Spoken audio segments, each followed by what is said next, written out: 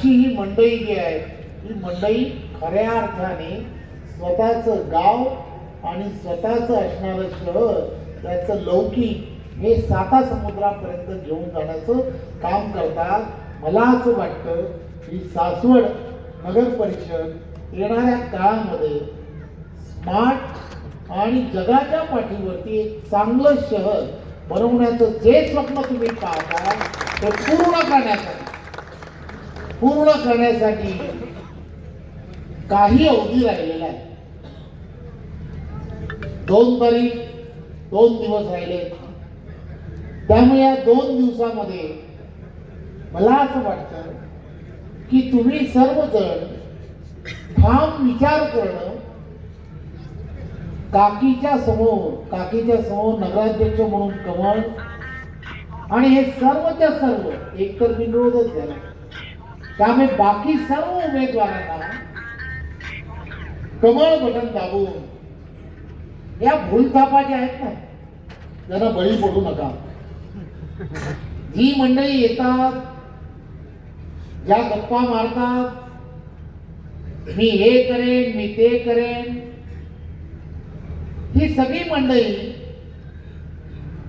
ही राजकारणी आहेत.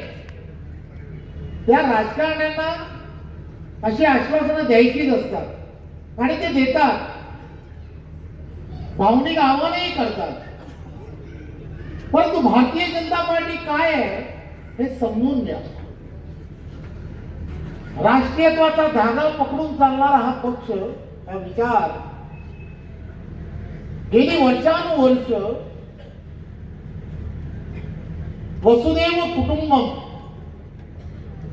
या विचारधारेवर आज फक्त देशातच नाही जगभर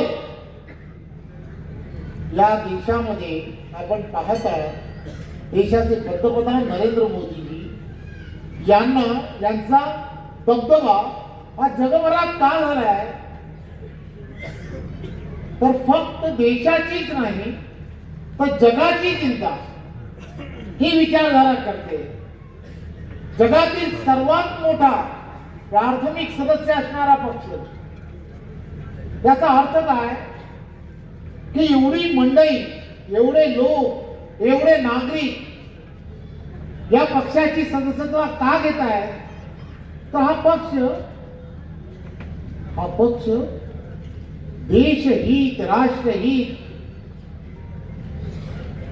याचं व्रत, जनसेवेचं व्रत घेऊन चाललाय. आणि हे सर्व जर तुम्हाला आम्हाला सर्वांना आदर्शवत असं जर शहर करायचं असेल तर तुमच्याकडे दुसरा पर्याय काय? खोटी आश्वासन देणारे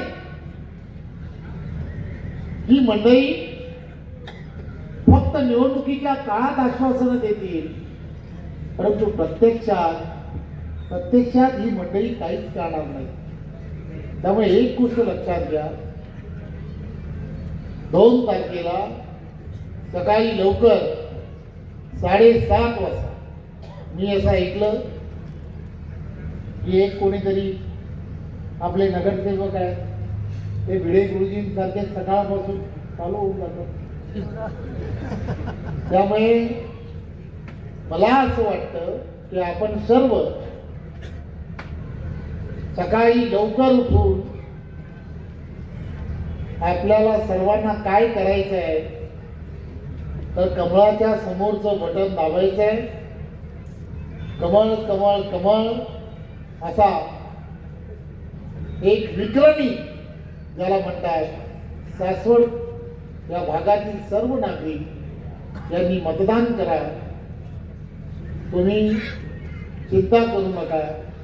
हे सासवड स्मार्ट करण्यासाठी मी आणि संजय आम्ही दोघं जण देवेंद्रजींना गळ घालून आणि प्रत्येक गोष्ट की या सासवडकरांसाठी हवी आहे ती पूर्ण करण्यासाठी आम्ही कटिबद्ध राहू एवढंच सांगतो.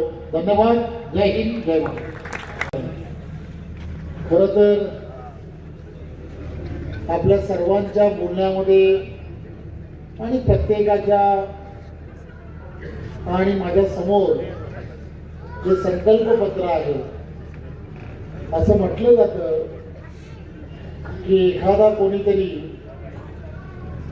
सत्यनारायणाची पूजा जो सांगत असतो त्यावेळेला त्या ठिकाणचे असणारे जे सत्यनारायणाची पूजा सांगत असतात आणि मग त्याला आपण असं म्हणत राहतो की त्यांनी जे सांगितलं ते आपण म्हणायचं मम, बरोबर ना. मला असं वाटतं संजय जगताप जी जे म्हणताय त्याला मी फक्त मम म्हणायला इथे आलो.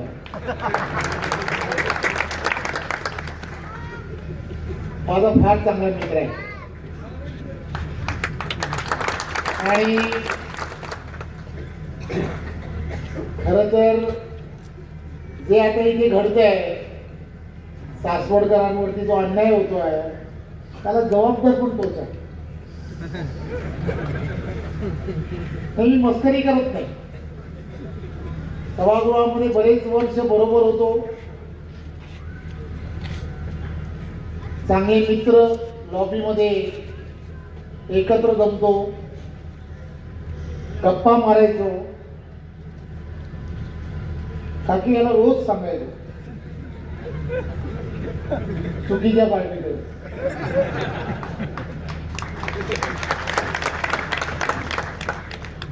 तो म्हणायचा हो बघतो सांगतो.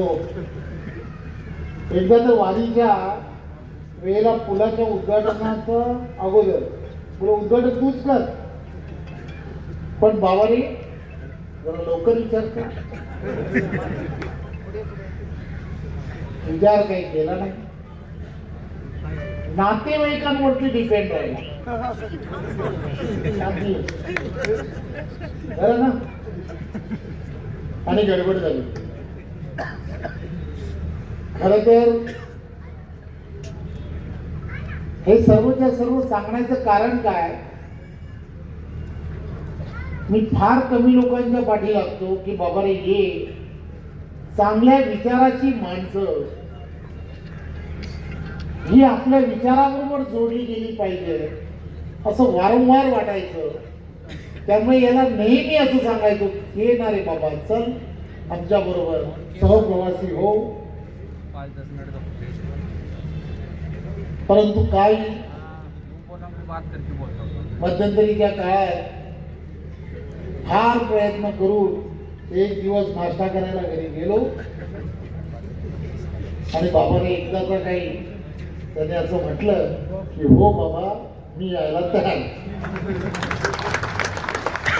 आणि सर्वात चांगलं काय की जो व्यक्ती पत्रकारिते मोठ्या संख्येने आहेत, प्रत्येक जणाला असं वाटतं की प्रवेश करायचा तर कोणाच्या हस्ते करायचा. मी त्याला म्हटलं की बोला तू सांग, मला कोणाच्या हस्ते प्रवेश नको, मला भाजपात यायचंच आहे, परंतु जेव्हा कधी माझा प्रवेश करायचा आहे त्यावेळेला पुरंदरमध्ये येऊन करावं लागेल एवढीच माझी अट आहे. मी विचारलं की बाबा रे असं का, तर त्यांनी असं म्हटलं की बऱ्याच प्रयत्न केले, सत्तेत राहिलो, परंतु मला जे वाटत होतं की हे कोण करू शकतो. रोज पाहतो देशाचे पंतप्रधान काम करताना पाहतो, 2014 पासून पाहतोय, देवेंद्रजींना काम करताना पाहतोय. ही सर्व मंडळी ज्या कुठेही स्वतःचा स्वार्थ न बघता देशहित आणि महाराष्ट्रहित असा विचार करून जे काम करतायत, मला असं वाटतं की यांच्याबरोबर मला काम करायची संधी मिळेल. खरं तर त्यांनी त्याच्या भाषणामध्ये जे जे सांगितलं, देशाचे पंतप्रधान नरेंद्र मोदीजी यांनी असं ठरवलं की या देशामध्ये असणारी 100 शहरं ही स्मार्ट झाली पाहिजे आणि काही गावं ही सुद्धा स्मार्ट झाली पाहिजे. खरं तर ही अशीच सगळी मंडळी आहे की जे असं विचार करतात, स्वप्न पाहतात